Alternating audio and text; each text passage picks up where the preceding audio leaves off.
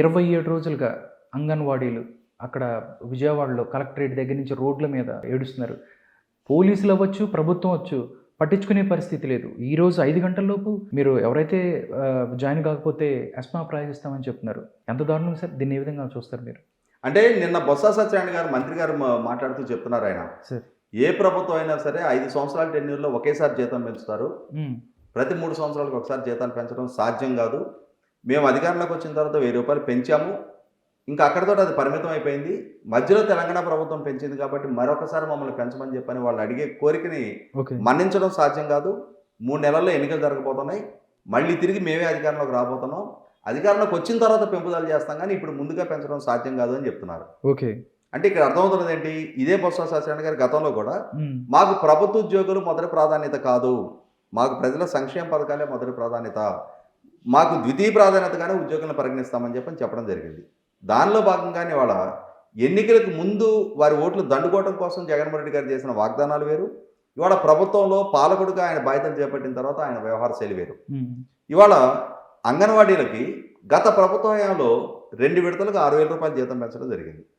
6,000 రూపాయలు జీతం పెంచిన సందర్భంలో కూడా చిరుద్యోగులందరినీ అంగన్వాడీలు, ఆశా వర్కర్లు, విఆర్ఏలు, మున్సిపల్ పారిశుద్ధ్య సిబ్బంది, సర్వశిక్ష అభియాన సిబ్బంది, ఇట్లా వీళ్ళందరూ చాలా చిన్న ఉద్యోగులు. అంటే ఇవాళ మిగిలిన ప్రభుత్వ ఉద్యోగులతో కలిపి మనం పరిగణలోకి తీసుకున్నప్పుడు వీళ్ళకి అందే జీతం తక్కువ, వీళ్ళ స్థాయి కూడా తక్కువ. అటువంటి వాళ్ళందరినీ అంటే వీళ్ళందరూ కలిపి కన్సాలిడేటెడ్గా చూసుకుంటే కొన్ని లక్షల ఓట్లను ప్రభావితం చేయగలిగే స్థాయిలో ఉంటారు. వీళ్ళందరినీ వివిధ వర్గాలని టార్గెటెడ్గా రకరకాల వాగ్దానాలు జగన్మోహన్ రెడ్డి గారు చేయడం జరిగింది. చేసిన నేపథ్యంలో ఇవాళ పాలకుడిగా జగన్మోహన్ రెడ్డి గారు పదవి బాధ్యతలు చేపట్టిన తర్వాత ఈ రోజుకి ఆయన ముఖ్యమంత్రిగా బాధ్యతలు చేపట్టి 4 సంవత్సరాల 7 నెలల 7 రోజుల కాలం పూర్తవుతుంది. ప్రజలు మాకు చేసిన వాగ్దానాల సంగతి ఏంటి, మీరు తెలంగాణ కన్నా 1000 రూపాయలు అధికంగా ఇస్తానని చెప్పారు కాబట్టి అది అమలుపరచండి అని చెప్పని వాళ్ళు డిమాండ్ చేస్తారు. చేసినప్పుడు ప్రభుత్వం తను చేసిన వాగ్దానం అది, దాన్ని వాళ్ళు ప్రజలు గుర్తు చేస్తుంటే సహించలేకపోతున్నారు. మోస్ట్ ఇంటాలరెంట్ వ్యవహార శైలి ప్రభుత్వం నుంచి కనిపిస్తుంది. కాబట్టి ఇవాళ ఎస్మా ప్రయోగానికి దిగారు. ఒకప్పుడు మనం గుర్తు చేసుకుంటే జయలలిత గారు కూడా ఒక్క కలంపోటుతోటి 2 లక్షల మంది ఉద్యోగులను సస్పెండ్ చేశారు, వాళ్ళ విధుల నుంచి తొలగించారు. ఎందుకు? వాళ్ళు సమ్మెకెళ్ళారు అని చెప్పని. కానీ అంతిమంగా సుప్రీంకోర్టు ఆదేశాలు ఇవ్వడంతో ఆ 2 లక్షల మందిని మళ్ళీ తిరిగి ఆమె ఉద్యోగాల్లో నియామకం చేయాల్సి వచ్చింది. ఇవాళ 1,05,000 మంది సిబ్బందిని అదేవిధంగా ప్రభుత్వ వైపు నుంచి ఒక దమన్నీతి ప్రదర్శించే ప్రయత్నం చేస్తున్నారు. ఇక్కడ జగన్మోహన్ రెడ్డి గారి వైఖరి గమనించుకుంటే మొదటి నుంచి కూడా రాజకీయంగా ప్రభుత్వాన్ని ప్రశ్నించడానికి సహించలేకపోతున్నారు. ఒక సోషల్ మీడియా పోస్ట్ ద్వారా ప్రభుత్వానికి వ్యతిరేకంగా ఒక పోస్ట్ పెట్టినా సహించలేకపోతున్నారు. అదే సందర్భంలో రాజకీయ పార్టీల స్వేచ్ఛాయుత రాజకీయ కార్యకలాపాలను కూడా అడ్డుకోవడం కోసం గతంలోనే జీవో నెంబర్ 1 అని ఒకటి తీసుకొచ్చి ప్రతిబంధకాలు కల్పించే ప్రయత్నం చేయడానికి చూసాం మనం.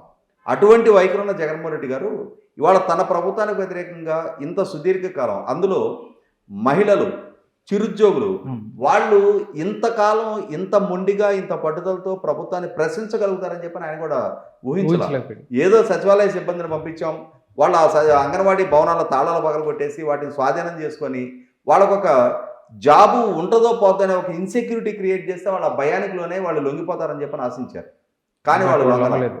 ఇటువంటి ప్రలోభాలకి మేము భయపడము, ఇటువంటి ప్రయత్నాలకు మేము దడము అని చెప్పని వాళ్ళు ఆ తెగు ప్రదర్శించడం మొదలుపెట్టారు. ఆ ప్రదర్శిస్తున్న నేపథ్యంలో జగన్మోహన్ రెడ్డి గారు ఏంటంటే, సహజంగా ఎన్నికలు సమీపిస్తూ ఉన్నాయి, నీ ప్రభుత్వంలో ఒక విభాగం నీకు ఎదురు తిరిగి వాళ్ళ రోడ్డు ఎక్కుతూ ఉన్నారు, వీళ్ళు ప్రజలతో నిత్యం మమేకమై ఉంటారు, ఒక్కొక్క అంగన్వాడీ సెంటర్ నుంచి కనీసం 10 మంది నుంచి 20-30 కుటుంబాలతో ఇంటరాక్ట్ అవుతూ ఉంటారు. అంటే గర్భిణీ స్త్రీలు కానీ చిన్నపిల్లలతో కానీ వీళ్ళు ప్రతిరోజు వాళ్ళకి పోషకాహారం అందిస్తా వాళ్ళతో ఇంటరాక్ట్ అవుతూ ఉంటారు.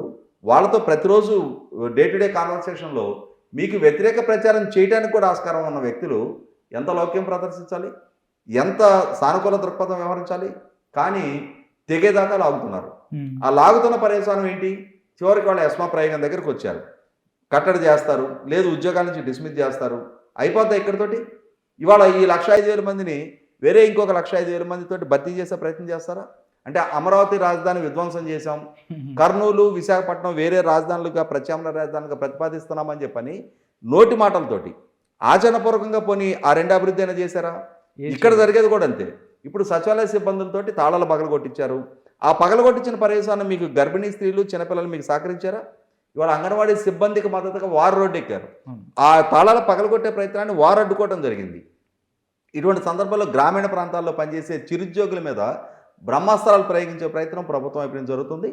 పైగా ఇక్కడ ప్రభుత్వం మొన్న ప్రకటించింది ఎస్మా ప్రయోగం.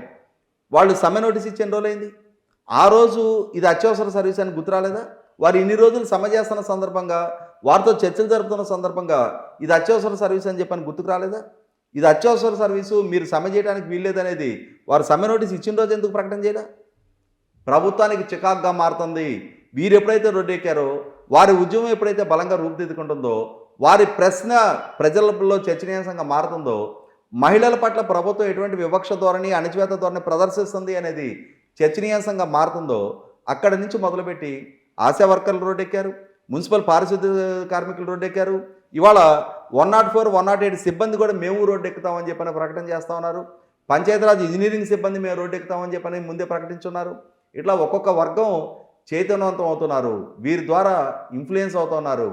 మోరల్గా ఖచ్చితంగా ఈ ప్రభుత్వాన్ని నిలదీయగలం అని చెప్పిన ధైర్యం కూడగట్టుకుంటున్నారు. ఇటువంటి నేపథ్యంలో ఇటువంటి అణచివేత ధోరణికి ప్రయత్నం చేస్తూ ఉంది. కాబట్టి ప్రభుత్వం వైఖరి మార్చుకొని తీరాల్సిన అవసరం ఉంది. మీరు చేసిన వాగ్దానాన్ని గుర్తు చేస్తున్నారు వాళ్ళు. ఆ రోజు 6,000 రూపాయలు ఆ ప్రభుత్వంలో పెంచితే అంతకన్నా మెరుగైన అవకాశాలు మీరు కల్పిస్తారనే నమ్మకంతో మీ వెనక ర్యాలీ అయ్యారు. ఆ ప్రభుత్వంలో 6,000 రూపాయలు చంద్రబాబు నాయుడు గారు మేలు చేసినా కూడా మీరు నాకు అవకాశం ఇవ్వండి, అక్క చెల్లెమ్మలని మీ చిరునవ్వులు ఉండే విధంగా చూసుకుంటానని చెప్పని మీరు చేసిన వాగ్దాన నేపథ్యంలో మీ వెనక ర్యాలీ అయ్యి మీకు ఓట్లేసింది, మీ గెలుపుకు దోహదం చేసిన ఒక్కో వర్గాన్ని వాళ్ళ ఈ రకంగా మీరు టార్గెట్ చేసి అంతిమంగా రేపు వీరందరినీ మీకు మీరే వ్యతిరేకులుగా మార్చుకుంటున్నారు. రాబోయే పరిస్థితులు, పరిణామాలు మీకు వ్యతిరేకంగా మారటానికి మీ గొయ్యి మీరే దోకుంటున్నారు. చూద్దాం సార్, ఇటు అంగన్వాడీలు అవ్వచ్చు, అటు కేసీఆర్ నాని ఇష్యూ ఏమవుతుందో చూద్దాం sir. Thank you so much Rajesh గారు, ప్రస్తుత రాజకీయ పరిస్థితుల మీద విశ్లేషణ అందించినందుకు. నమస్కారం సార్.